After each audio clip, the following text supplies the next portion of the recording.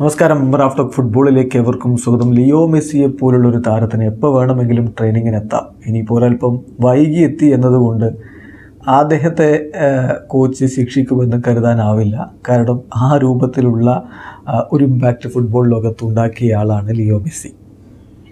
ഇപ്പോൾ Inter Miami കാര്യങ്ങളൊക്കെ ഓർഡറാക്കുന്നതിൻ്റെ ഭാഗമായിട്ട് കൃത്യസമയത്ത് ട്രെയിനിങ്ങിനെത്തുക, വൈകിയെത്തിയ ഫൈൻ, ഇങ്ങനെയൊക്കെ റൂള് വെച്ചിട്ടുണ്ട്. അപ്പോൾ മെസ്സിയോട് ചോദിക്കുന്നു, നിങ്ങൾക്ക് ഈ ഫൈനൊന്നും ബാധകമല്ലല്ലോ, എപ്പോൾ വേണമെങ്കിലും വരാം, എപ്പോൾ വേണമെങ്കിലും പോവാം, അങ്ങനെയല്ലേ എന്ന മെസ്സി പറയുന്ന മറുപടി നോക്കുക. ഞാൻ മാതൃകയാവണം, ആദ്യം ഞാൻ എത്തണം ട്രെയിനിങ്ങിന്, മറ്റുള്ളവർക്ക് ഞാൻ മാതൃകയാവണം, അത് ഫൈന് പേടിച്ചിട്ടല്ല എന്ന് തന്നെ മെസ്സി പറയുന്നു. അദ്ദേഹത്തിൻ്റെ വാക്കുകളിലേക്ക് പോവുകയാണ്. അദ്ദേഹം പറയുന്നു, അദ്ദേഹത്തോടുള്ള ചോദ്യം, Lionel Messi can arrive at training at any time he wants. No, അങ്ങനെയല്ലേ, നിങ്ങൾക്ക് വേണ്ട സമയത്ത് എത്താം, അങ്ങനെയല്ലേ കാര്യങ്ങൾ ചോദിച്ചപ്പോൾ അദ്ദേഹത്തിൻ്റെ മറുപടി, നോ, ഞാൻ എല്ലാവരും എത്തുന്ന സമയത്ത് തന്നെ ഞാനും ട്രെയിനിങ്ങിന് എത്തും, 7 മണിക്ക് എത്തും.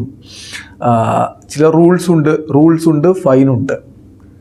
പക്ഷേ ഞാനിവിടെ കാണുന്ന, ഞാൻ എല്ലാവർക്കും ഒരു എക്സാമ്പിൾ ആവണം. I have to set an example.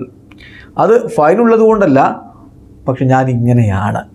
I have to arrive on of the first. ആദ്യം എത്തുന്നവരിൽ ഒരാളായിട്ട് എനിക്ക് മാറണം. അതെപ്പോഴും ഞാൻ എങ്ങനെയാണ് കാണുന്നത് എന്ന് മെസ്സി പറയുന്നു.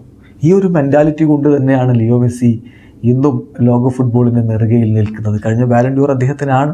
ഇത്തവണത്തെ ഫിഫ ബെസ്റ്റിനുള്ള ടോപ്പ് 3 ലിയോ മെസ്സി ഉണ്ട്.